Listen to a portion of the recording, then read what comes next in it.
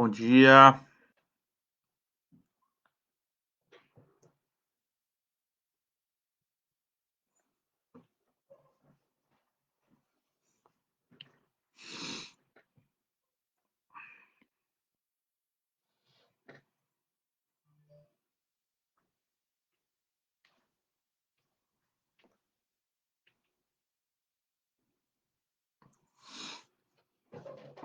Ajustadinho aqui na câmera.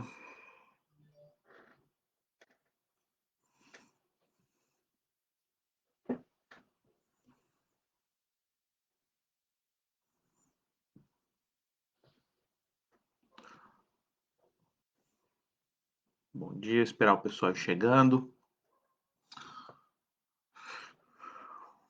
Tudo bem com vocês? Como é que vocês estão?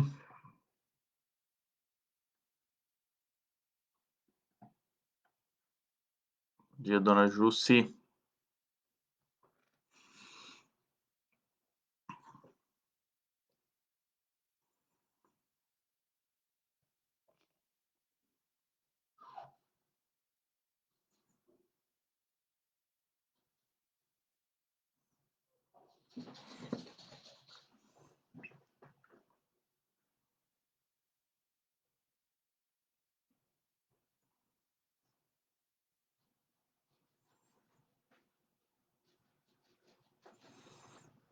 Bom dia, Ricardo. Tudo bem?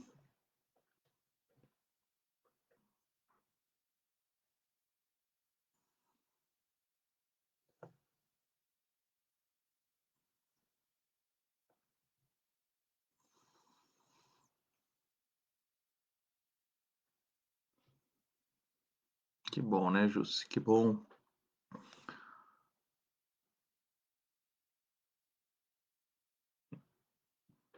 Dia preguiçoso hoje aqui em Londrina, principalmente, com chuvinha. Mas vamos lá, né? Estamos aí.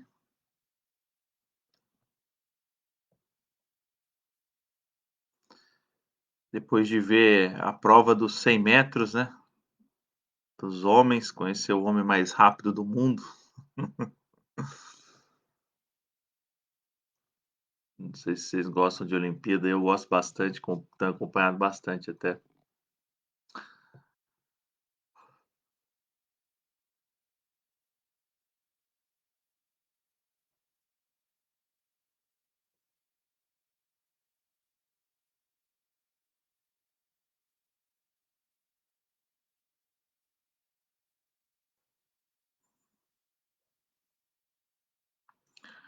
Já já começamos, tá? Só dar um tempo pro pessoal ir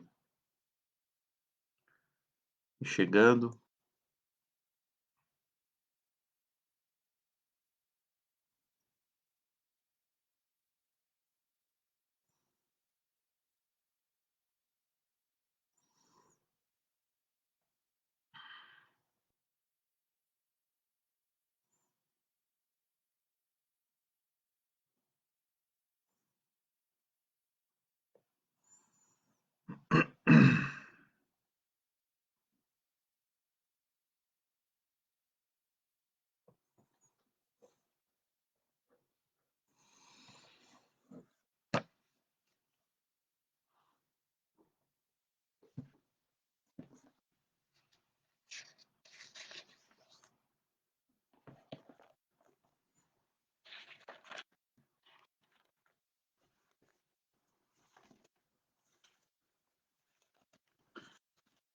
Vamos lá, vamos começar.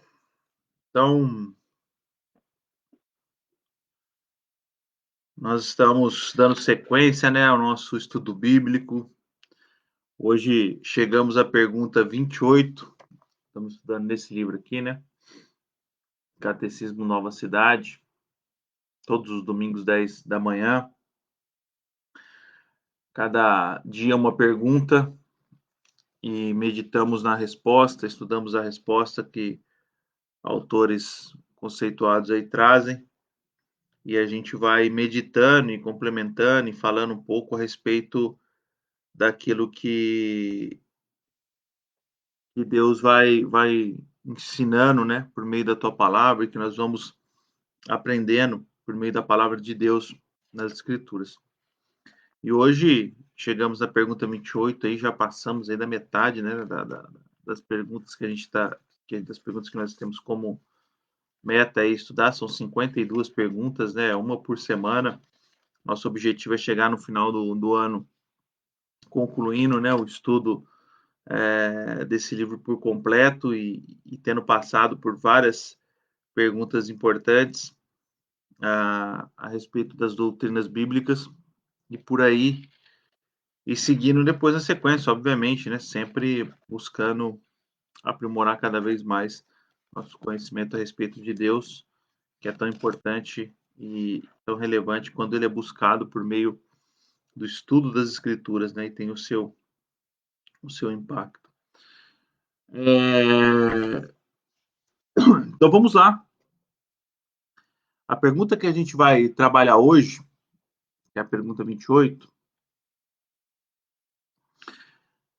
ela é uma pergunta muito interessante e na semana passada eu lembro que eu falei que o tema que a gente iria estudar era um tema muito legal, porque falava muito a respeito da nossa vida na Terra e de como a gente se relaciona com esse mundo.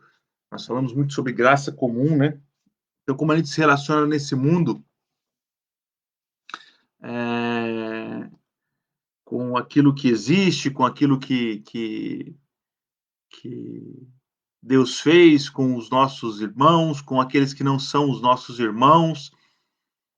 E foi um tema que eu até adiantei, né? Falei, é um tema muito legal, acho que vocês vão gostar e vai trazer um pouco de uma reflexão bacana e trazer um pouco de clareza em relação à nossa passagem por essa terra, né? Verdade, né? O Ricardo comentando ali que tá bom para ficar debaixo das camas, debaixo das cobertas, né? Tá mesmo. Debaixo da cama, acho que não, né? Melhor não, né? Que deve estar frio, mas debaixo das cobertas fica bom. E a gente falou muito disso, né? Então foi um tema muito legal da gente tratar, porque eu acho que muita gente tem dúvida em relação a isso, em relação a como se relacionar com esse mundo, né? A partir do momento em que entrega ou que tem a sua vida entregue a Cristo, e o que isso realmente muda, né, na sua vida. Por outro lado, o tema que nós vamos estudar hoje já é um tema em que cada vez mais as pessoas têm fugido dele. Então, eu achei até muito legal como os autores casaram, colocaram um tema próximo ao outro, porque esse é um tema que às vezes a gente não quer falar, diferente do outro, que a gente quer falar, porque ele não é que ele é legal, o esse é chato, não é isso. É porque ele revela muito sobre a ira de Deus.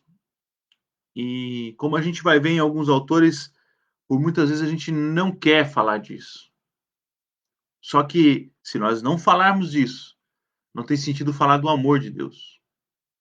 Porque a misericórdia, ela vem por conta dessa justiça e dessa ira que estava posta sobre nós, estava colocada sobre nós, que era o jugo que estava sobre nós. Se eu não falo disso, eu não tenho sentido eu falar do amor de Deus. Não há por que eu falar de misericórdia onde não há como se aplicar misericórdia. Não há por que eu falar sobre graça num ambiente em que não há necessidade da graça. Mas quando há condenação, quando há julgo, quando há pecado, quando há ira, quando há, enfim, todo esse peso, aí sim faz sentido eu falar de graça, de amor, de misericórdia. Porque é como se fosse a resposta a isso. E hoje a gente vai falar algo que é extremamente relevante, que revela a respeito da ira de Deus, mas revela muito a respeito do amor de Deus. Então a pergunta que a gente vai tratar hoje é a seguinte: o que acontece depois da morte com aqueles que não foram unidos a Cristo pela fé? Ou seja, o que acontece com aqueles que não têm Cristo? Aqueles que não foram regenerados pelo Espírito Santo? Aqueles que não foram salvos por Jesus Cristo, pela fé. A resposta que o autor traz é: no dia do juízo, eles receberão a temerosa, mas justa sentença da condenação pronunciada contra eles. Veja que ele diz a temerosa, porque é algo realmente que deve ser temido. Serão lançados fora da favorável presença de Deus, para o inferno, a fim de serem castigados justa e gravemente para sempre. Veja que é um castigo justo e é um castigo severo, grave, e ele é eterno. E aí nós temos um texto, que é um texto que eu, inclusive, gosto bastante, por mais que seja um texto muito conhecido, não gosto porque ele é fácil de ter decorado e acho que conhecido, mas gosto porque ele revela muito sobre a graça e a misericórdia de Deus. João capítulo 3, versículo 16 até o 18, e depois nós vamos ler só o versículo 36. A Bíblia diz o seguinte: porque Deus amou o mundo de tal maneira que deu seu Filho unigênito, para que todo aquele que nele crê não pereça, mas tenha a vida eterna. Porquanto Deus enviou o seu Filho ao mundo. Preste atenção no que João vai escrever. Não para que julgasse o mundo, mas para que o mundo fosse salvo por ele. Não foi para uma coisa, mas foi para outra. Não foi para julgar, mas para salvar. Quem nele crê não é condenado. O que não crê já está condenado, porquanto não crê no unigênito Filho de Deus. E lá no versículo 36. Por isso, quem crê no Filho tem a vida eterna. O que, todavia, se mantém rebelde contra o Filho, não verá a vida. Olha o que ele diz agora. Mas sobre ele permanece a ira de Deus. Vamos orar? Pai, nós te agradecemos por essa manhã, nós te louvamos, Senhor, por esse dia tão maravilhoso que o Senhor nos concede. Esse dia do Senhor, nós te louvamos e te exaltamos por isso, Pai. Te damos graça por tudo que o Senhor tem feito nas nossas vidas, pelo cuidado que o Senhor tem tido conosco. Somos gratos, Senhor, porque o Senhor tem nos guardado. Nós te pedimos agora, Pai, perdoa os nossos pecados, perdoa as nossas transgressões, todo ato, toda falha nossa, Senhor, que o Senhor tenha misericórdia das nossas vidas, Pai. Nós nos colocamos na presença do Senhor agora, para te pedir, ó Deus, ensina-nos no teu caminho, ensina-nos a tua verdade, a tua palavra é a tua verdade, Pai. Capacita-nos, Senhor, a exercer, Pai, o propósito que o Senhor tem para as nossas vidas, para completar a boa obra, a obra que o Senhor nos capacita a realizar, Pai. Por isso, fortalece, Senhor, cada um dos teus filhos e filhas nesses dias tão difíceis, para que eles possam permanecer, Pai, no teu caminho, que possam enxergar no Senhor a esperança que há, o amor e a misericórdia e a tua graça que tem nos alcançado. Em nome de Jesus, Pai. Amém e amém. Queridos, esses dias eu estava vendo uma postagem de um amigo meu nas redes sociais.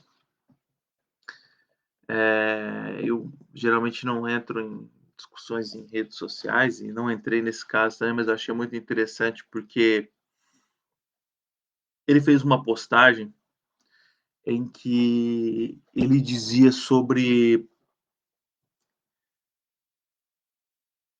o jugo do pecado, ele falava sobre o tamanho do dano que o pecado causou em nós. E como isso afetou, inclusive, o valor que nós tínhamos. Que nos transformando em homens e mulheres pecadores. Homens e mulheres que carecem da graça, da glória de Deus. Homens e mulheres que, se depender de nós,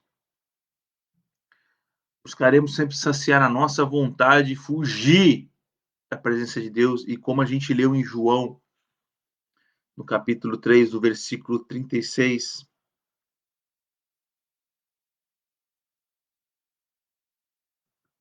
que permanecem na ira de Deus. Ou como nós vemos também, rebeldes contra o Filho. E aí teve um amigo dele ali que comentou, falando para ele, falando, não entra muito nessa. Não se desvalorize tanto. Afinal de contas, foi pago um alto preço por você. E esse tipo de visão, que parece até uma visão correta, parece até uma coisa legal. Né? Você colocar um valor sobre si, estipular um alto valor. Só que o sacrifício de Jesus Cristo, preste bem atenção nisso, ele custou caro não tanto pelo nosso valor, mas por conta da nossa transgressão. E se eu não consigo perceber isso, eu passo a fazer uma leitura equivocada, inclusive do sacrifício de Cristo, inclusive do ato de justiça de Deus. Porque é como se o sacrifício tivesse conectado ao valor que eu tenho, e não a transgressão que eu cometi. E cometi junto com Adão, e junto com Eva, e junto com todos. Lembra que nós falamos sobre a queda? A queda imputou um valor alto. A nossa transgressão, se você quiser usar um termo de que está sendo usado agora no atletismo, subiu o sarrafo, subiu a medida, subiu a altura que o cara tem que saltar. O tamanho da nossa desobediência, a profundidade da nossa rebeldia, é que determinou o tamanho ou o preço que deveria ser pago. Tem um exemplo que eu acho que ajuda a gente a entender isso. Nós temos até o Ricardo, por exemplo, que está com nós aqui, é advogado, Priscila também, outros familiares também que nos acompanham também são advogados, amigos também, que talvez vão entender isso de forma clara, mas eu acho que no geral todo mundo vai entender isso. Quando alguém vai preso, o juiz não estipula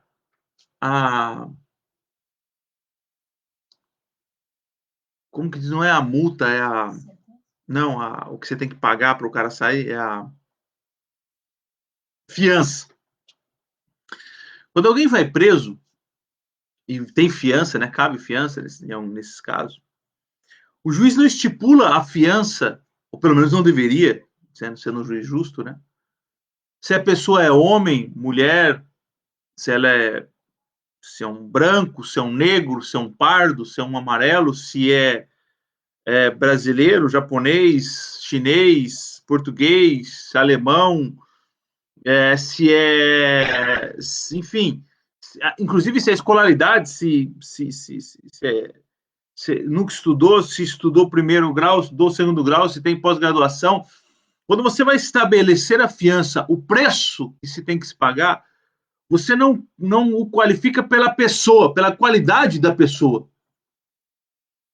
Não é isso que determina, porque senão um branco, pelo menos se fosse justo, um branco poderia ser privilegiado no sentido de pagar menos do que um negro que foi preso. Ou um negro pagar menos do que um branco que foi preso. Ou uma mulher pagar mais do que um homem, uma fiança por um crime, pelo mesmo crime pelo que foi qualificado. O que qualifica o preço é o crime. O que qualifica, o que diz qual é o custo da fiança, quanto vai custar essa fiança, é o crime que ele cometeu.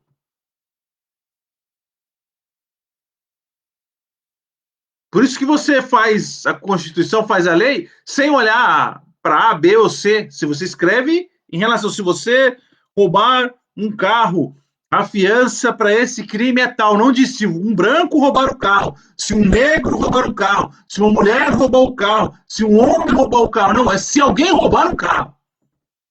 O crime é esse. E a punição é essa.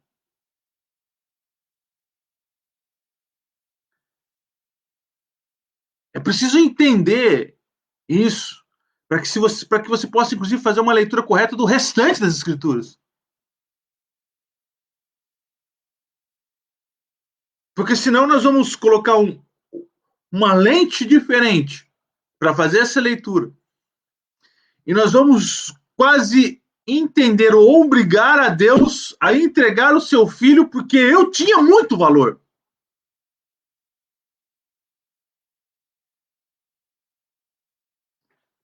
Deus tinha que fazer isso. Porque se ele não fizesse isso, como é que ele ia me perder? Como é que ele ia deixar de ter alguém como eu na sua família? Isso ia diminuir a qualidade da sua família, porque eu tenho um alto valor. Porque eu tenho boas qualidades. Porque eu acrescento. Porque eu e eu. É o evangelho, não é o evangelho. Mas quando eu olho com esse outro olhar e eu consigo entender que o meu crime, que a minha falha, que o meu pecado, que a fiança, que a sentença que foi posta por causa do meu erro foi o sacrifício de Cristo Jesus. Eu começo a entender a partir daí a profundidade da misericórdia e do amor de Deus, que poderia ter abrido mão disso, que poderia ter dito: esse preço, essa fiança, ela é muito alta. E eu não vou entregar o meu filho por causa disso. Se fosse um anjo, até eu entregava. Se fosse um planeta que eu criei, quem sabe eu pagasse esse preço. Se fosse um universo qualquer que eu tenha criado. Mas o meu filho, essa fiança é cara demais. Mas a gente sabe que não foi assim que ele fez. E aí está a grandeza do amor de Deus.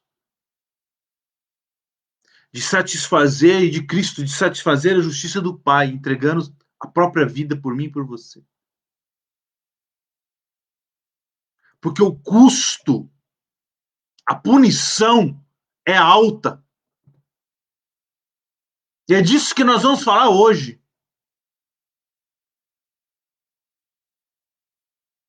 Lembra?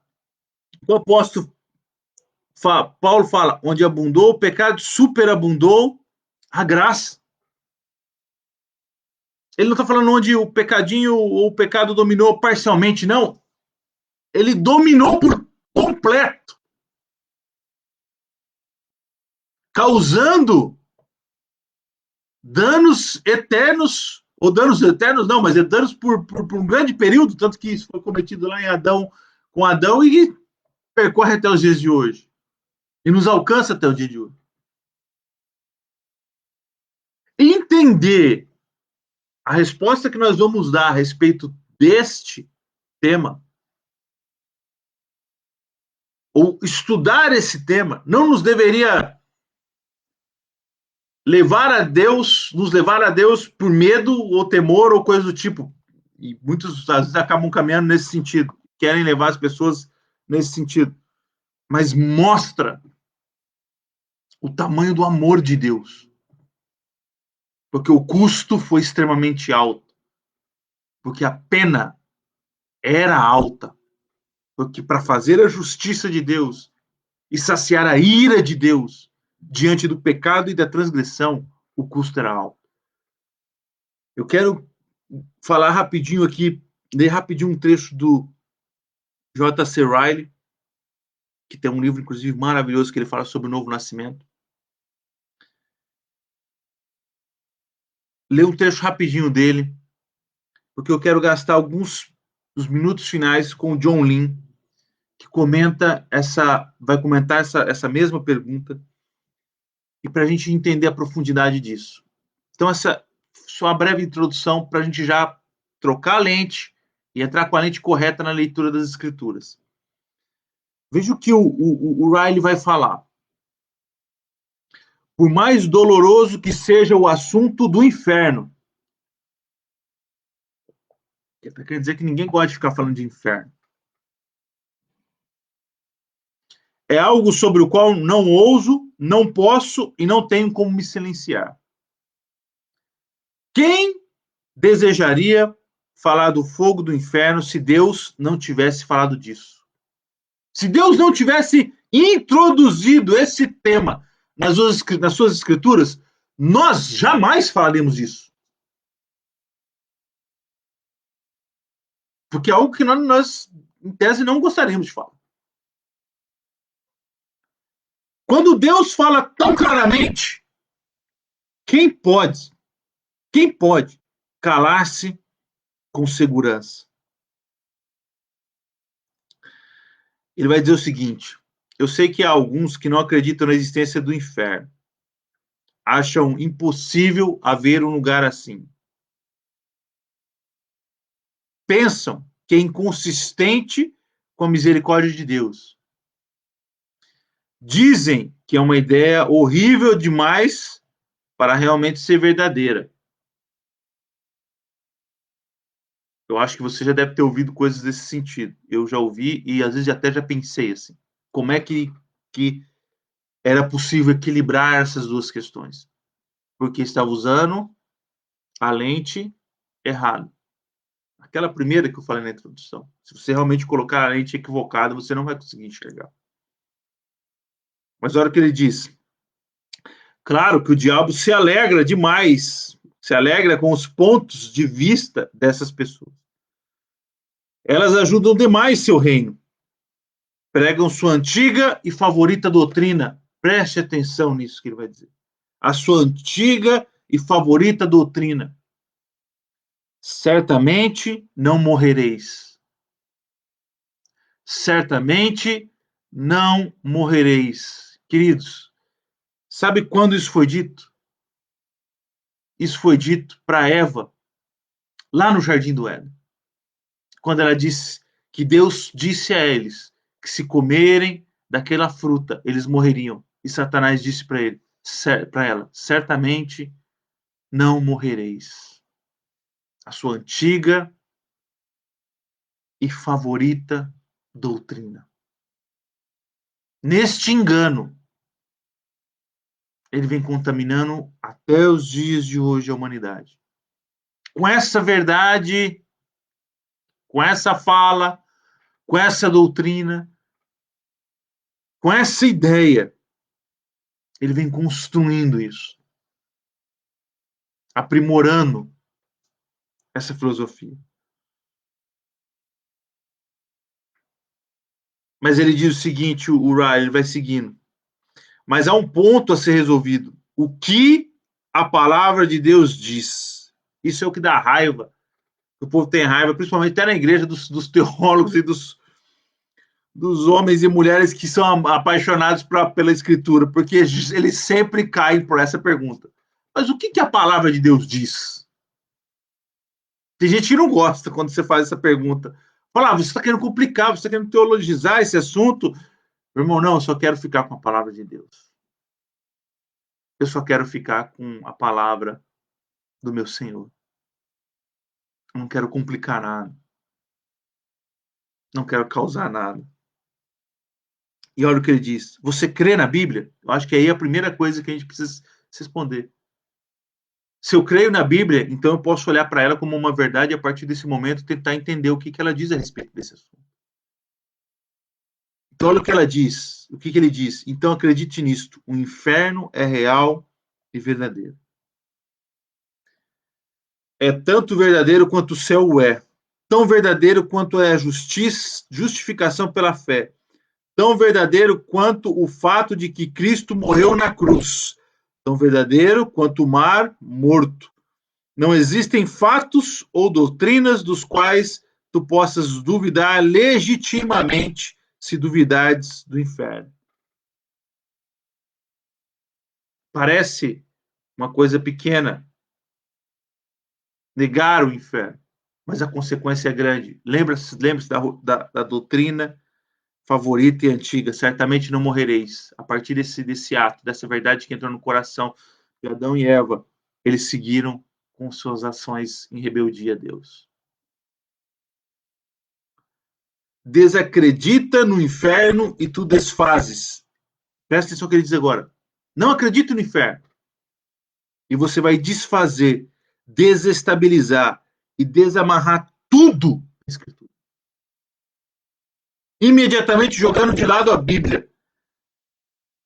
De não existe inferno para não existe Deus. É a consequência. Apenas uma série de passos. E agora,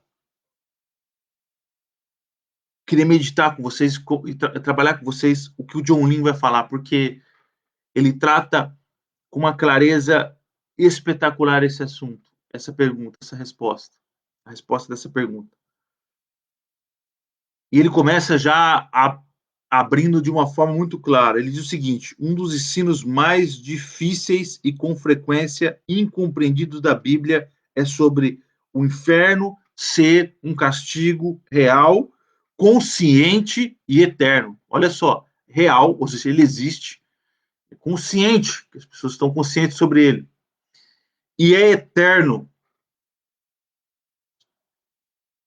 E é compreensível que seja assim, ele vai dizer. Todos nós temos em nosso meio pessoas que não conhecem a Cristo. E aqui começa o nosso questionamento. Por isso que eu disse que o John Lin vai tratar, porque ele vai tocar em detalhes que às vezes nos fazem afastar dessa doutrina. Nós conhecemos pessoas que não conhecem a Cristo. Nós conhecemos pessoas que não conhecem a Cristo, como ele diz, amigos, membros da família, vizinhos, colegas. E olha o que ele diz, de modo que preferimos não pensar que o inferno possa estar em seu futuro. Nós não queremos que essas pessoas, não queremos acreditar que essas pessoas que muitas vezes são boas pessoas que são pessoas das quais nós nos reunimos toda semana, que nos alegram quando sentamos para conversar, que fazem parte daquilo que nós falamos. Olha só, falamos na semana passada, na Graça Comum, tratamos de uma forma tão gostosa, tão leve, tão legal, mas que não queremos acreditar que o futuro delas seja uma condenação eterna. Olha o que ele vai dizendo. Na verdade, as pessoas têm sentido certo desconforto quanto à ideia do inferno através da história. Porque na superfície parece incoerente com tudo que lemos na Bíblia sobre a misericórdia e o amor de Deus. É aqui que começa a confusão. Como que um Deus, eu vou colocar a pergunta bem escancarada mesmo. Como que um Deus amoroso e misericordioso pode mandar pessoas para o inferno? É a pergunta que você vai enfrentar na sua vida. secular, quando você tiver com homens e mulheres que não acreditam em Deus e você for tratar dessa situação. Por isso que eu disse para a gente prestar bastante atenção como o John Lin vai tratar, porque vai sanar as dúvidas nesse sentido também. Olha o que ele diz. Contudo, o ensino da Bíblia quanto ao inferno como um sofrimento consciente e eterno é inevitável. Na verdade, sem a existência do inferno, boa parte do que conhecemos sobre o amor de Deus fica questionada.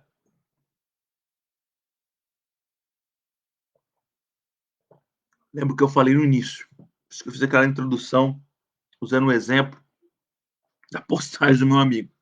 Ele vai tratar de duas formas isso. Ele vai responder isso de duas formas. Olha o que ele está dizendo. Se a gente negar o inferno, a gente tem um problema sério com o conhecimento sobre o amor de Deus, que pode ser, inclusive, questionado. Ele vai tratar por dois motivos ele vai dar. Primeiro, olha o que ele diz. Jesus, o homem mais cheio de amor que já viveu na face da terra, falou sobre o inferno com mais frequência e mais vivacidade do que todos os outros autores bíblicos juntos. Descreveu como Gena, um monturo de lixo onde fogos queimavam constantemente, onde as pessoas pegavam lixo da cidade. É o que a gente conhece hoje por lixão, que praticamente não existe mais, né? Ou não deveria, o pessoal está tudo trocando por aterro sanitário e coisas do tipo.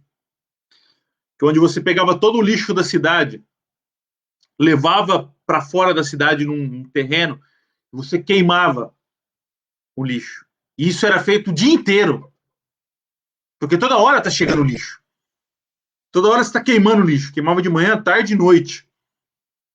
Você ia queimando lixo. Você precisava queimar aquele lixo, porque todo dia você está produzindo lixo. Agora você imagina uma cidade produzindo lixo, a quantidade de lixo que a cidade não produz.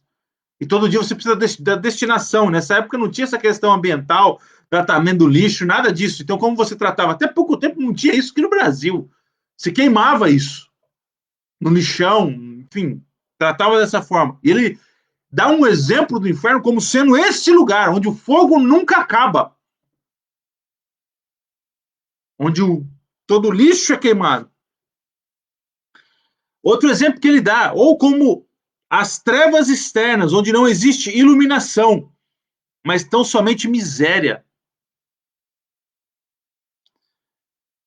Na história que ele conta do rico e de Lázaro, o inferno é um lugar de sofrimento consciente e real. Jesus advertiu constantemente contra o inferno. Olha o que ele vai dizer. Vamos ler esse texto aqui para ficar bem claro. Jesus explicando isso. Jesus falando em Lucas capítulo 16, versículo 19. Ora, havia certo homem rico que se vestia de púrpura,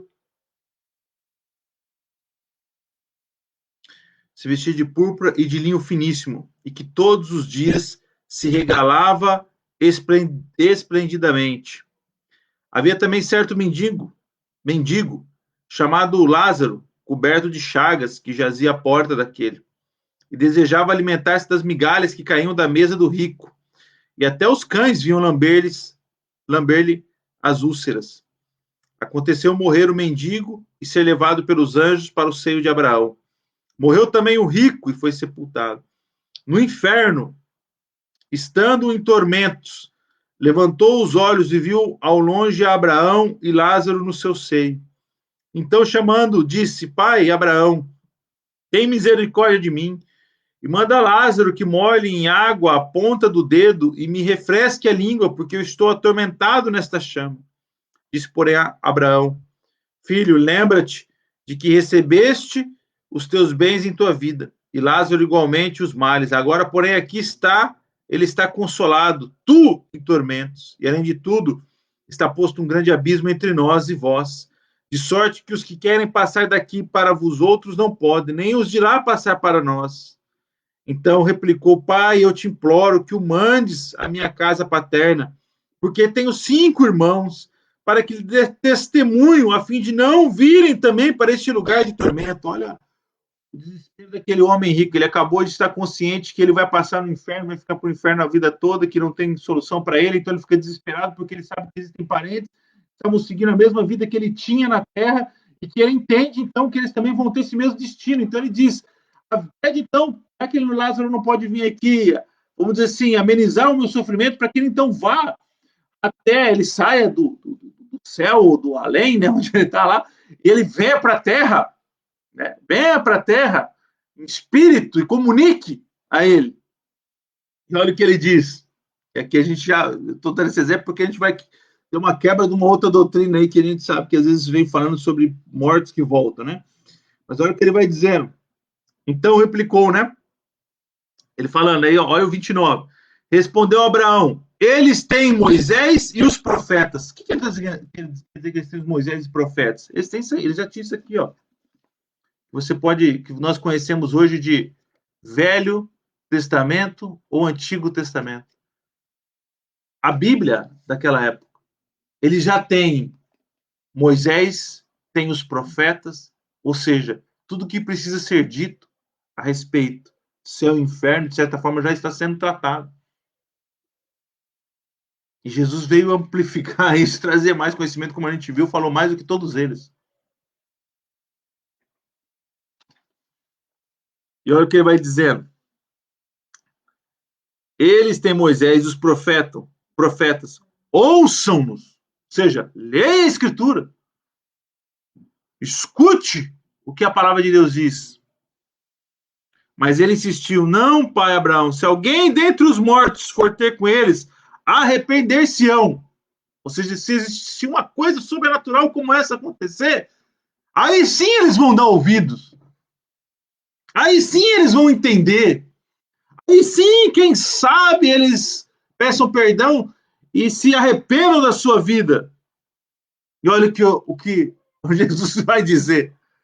Abraão, porém, lhe respondeu: se não ouvem a Moisés e aos profetas, se eles são incapazes, por meio de ouvirem a palavra de Deus,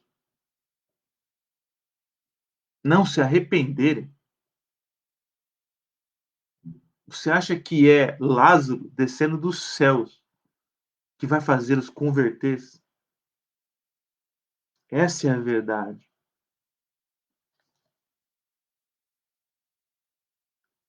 Tampouco se deixarão persuadir, ainda que ressuscite alguém dentre os mortos.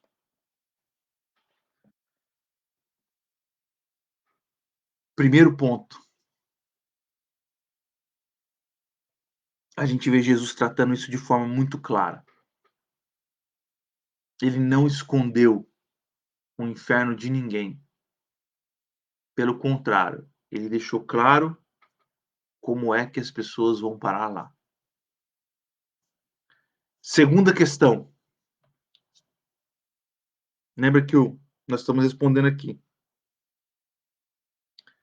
Que se a gente negar a existência do evangelho, boa parte do inferno, boa parte que nós conhecemos sobre o amor de Deus vai ser questionada. Primeiro por isso, porque Jesus fala muito, muito claramente disso. Segundo, a existência do inferno nos ajuda a entender as consequências do pecado.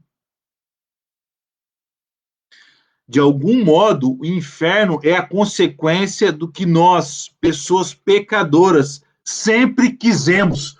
Olha o que o John Lin vai escrever agora. Isso é uma coisa que vai deixar muito claro. De algum modo, o inferno é a consequência do que nós, pessoas pecadoras, sempre quisemos. E o que nós sempre quisemos? Autonomia e independência de Deus. No inferno, nós somos privados da presença de Deus e de tudo que Deus é. O exemplo do que é ser privado de Deus e daquilo que Deus é o inferno. É como se Deus dissesse, então eu vou mostrar o que é que acontece quando eu não estou, vamos dizer assim, nesse lugar, E eu não posso, não vou estar presente e fazer o que e viver com vocês como eu deveria viver. O que acontece quando eu me retiro por completo? E a minha graça é retirada, a minha misericórdia é retirada, o meu amor é retirado. E vocês então recebem exatamente o que vocês querem, o que vocês acham que é bom. É isso que vocês têm, um inferno.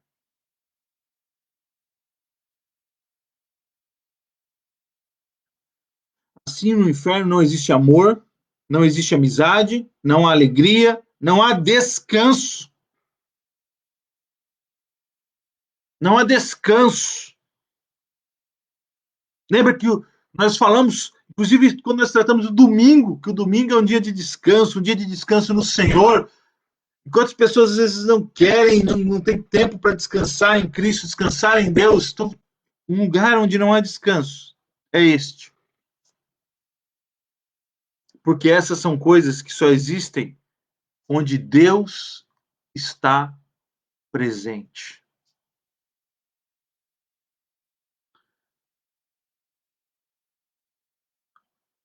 O Johnny vai dizer ainda, mais importante, até que reconheçamos a realidade do inferno, não podemos entender verdadeiramente o significado da cruz.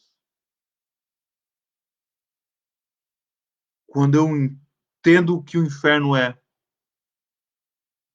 e a condenação que espera aqueles que estão em rebeldia em Deus, quando eu entendo o castigo que está posto, já estava posto. Lembra que nós vemos João 3,16 ao 18, nós falamos disso.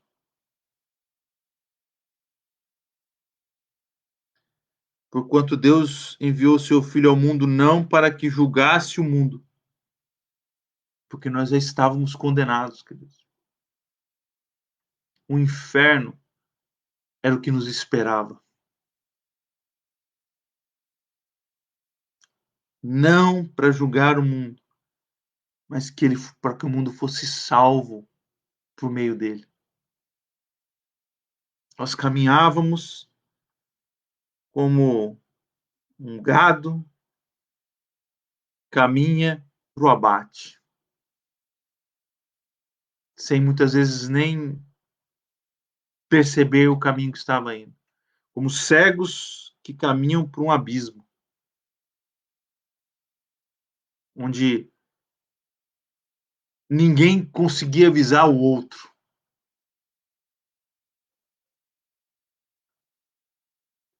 Até que Jesus veio. É por isso que a Bíblia diz: o sol de justiça raiou sobre nós. A esperança chegou. Por isso que o Evangelho é boa nova, boa notícia. É por isso que é Evangelho. Não é porque agora você vai pedir e Deus vai te dar. Não é porque agora tudo que você quiser, você vai raspar ali, passar a mão na lâmpada do mago, ele vai sair, você tem os desejos e você pode pedir para esse mago que sai de dentro dessa lâmpada, eu quero um carro, eu quero uma casa, eu quero ser feliz, eu quero isso, eu quero aquilo. Quando eu entendo o que Jesus fez por mim, quando eu compreendo para onde eu estava caminhando, qual era o meu futuro e o que Jesus Cristo fez na minha vida, a forma que ele me salvou, que ele me resgatou, do que ele me resgatou, desse inferno cruel, eterno, consciente. Quando eu entendo o tamanho do pecado que eu tinha, que não havia esperança para a minha vida, mas que Jesus Cristo olhou e agora intercede por nós, por mim e por você.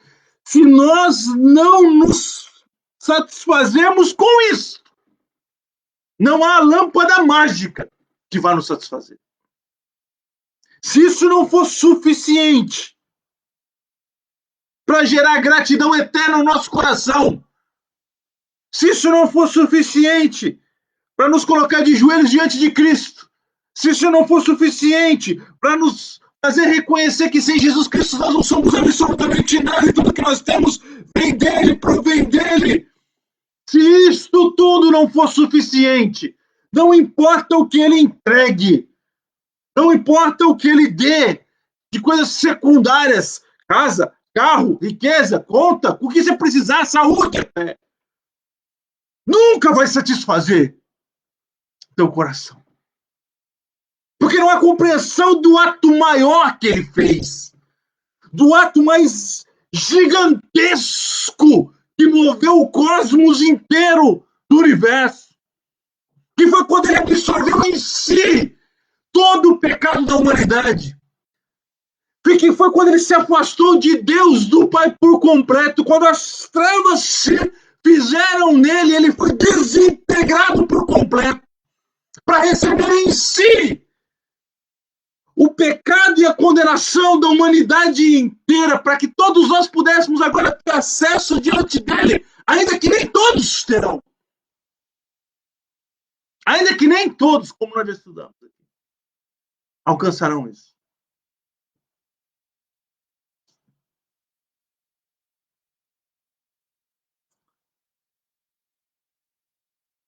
O John Lin vai dizer, em outras palavras, não conseguimos entender o amor de Deus até entendermos a realidade de sua ira. A ira de Deus é oposição e aversão a tudo que tenta destruir o que ele ama. A ira de Deus flui de seu amor pela criação. Lembra em Gênesis, a gente não pode ler as escrituras de forma, de qualquer jeito, ele dizia, ele fez e achou bom. Terminou um dia, ele olhou, cara, que bonito que ficou, e gostou, e ficou feliz, ama a criação dele, ama tudo que ele criou, e que caiu, e que entrou em rebeldia com a queda do homem. Por isso que ele odeia o pecado, porque ele diz que o pecado destrói o que nós somos, enquanto criaturas lindas e maravilhosas que fomos criadas lá no Jardim do Éden. A ira de Deus flui de seu amor pela criação, flui de sua justiça. Ele se ira contra a avareza, o egoísmo, a injustiça e o mal, porque essas coisas são destrutivas. Destroem a nós, destroem o nosso redor, destroem o que ele criou. Deus não tolera qualquer coisa ou pessoa que seja responsável por destruir a criação e as pessoas a quem ele ama.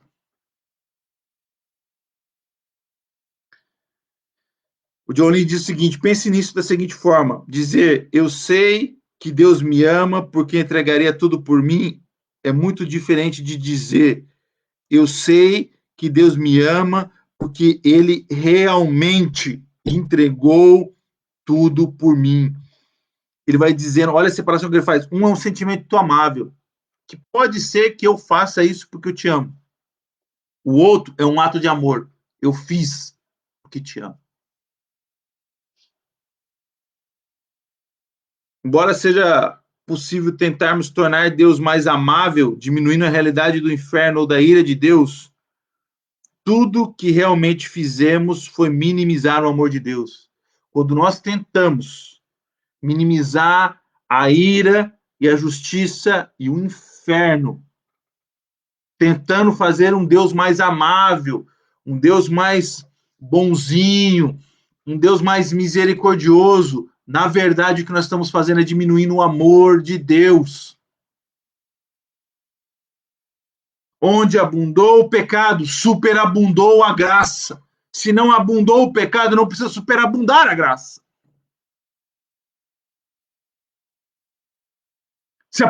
Se a punição é pequena, então o custo é pouco. Vai custar pouco.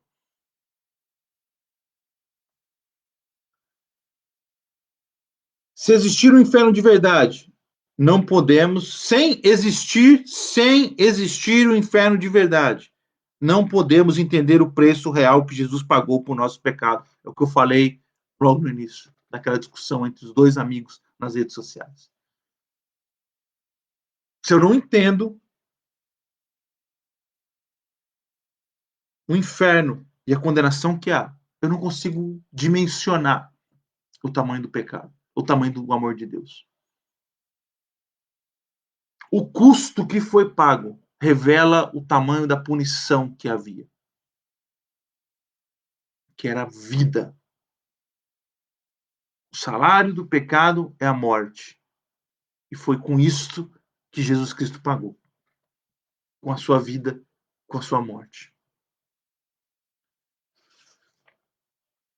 Ele disse, sem um preço verdadeiro pago, não existe amor real, não existe graça real e não existe verdadeiro louvor por aquilo que ele fez. Ou seja, você diminui tudo que Cristo fez, vai diminuindo, até que você diz, talvez nem fosse necessário ele ter morrido. Talvez nem fosse tão necessário Jesus entregar sua vida. Porque, afinal de contas, nem era tão grave assim. A não ser que acreditemos no inferno, nunca saberemos quanto Jesus nos amou e quanto nos valoriza. Olha a sequência do versículo de João, ali 3, 16, 18, ele diz, porquanto Deus enviou seu Filho ao mundo não para que julgasse o mundo. Ele já começa falando de julgamento. Ele está falando da situação grave que já estava posta. Ele veio para salvar. Porque estávamos todos condenados. Jesus experimentou o inferno, ele mesmo, na cruz. Jesus foi separado de seu Pai. Sobre a cruz, Jesus exclamou, meu Deus, por que me desamparaste? Quando Jesus perdeu o amor eterno do Pai, experimentou agonia, desintegração, isolamento, maiores que qualquer coisa que qualquer um de nós poderia experimentar na eternidade no inferno. Ele tomou sobre si a solidão e a desintegração que nós merecemos. A não ser que acreditemos no inferno e vejamos o que Jesus suportou por nós, não saberemos quanto ele nos amou. A verdadeira pergunta não é como um Deus amoroso permite que exista um inferno. Lembra que eu falei sobre isso? A verdadeira pergunta é, se Jesus Cristo experimentaria o inferno por mim, então verdadeiramente deve ser um Deus de amor. A pergunta não é por que Deus permitiria existir o inferno. Presta atenção agora. É por que Deus experimentaria o inferno por mim. Não é se por que Deus permite o inferno, mas por quê? Por quê que ele decidiu? Por que ele decidiu experimentar o inferno por mim?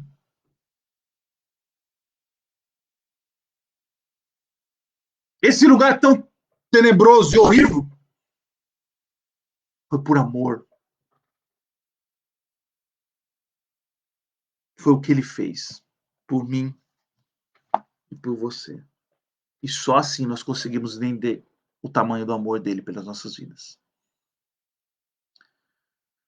Glória a Deus por isso. Vamos orar? Pai, nós te agradecemos nessa manhã, Senhor, por tudo que o Senhor tem nos ensinado, por tudo que o Senhor nos ensinou. Nós te agradecemos pelo teu amor manifesto naquela cruz do Calvário.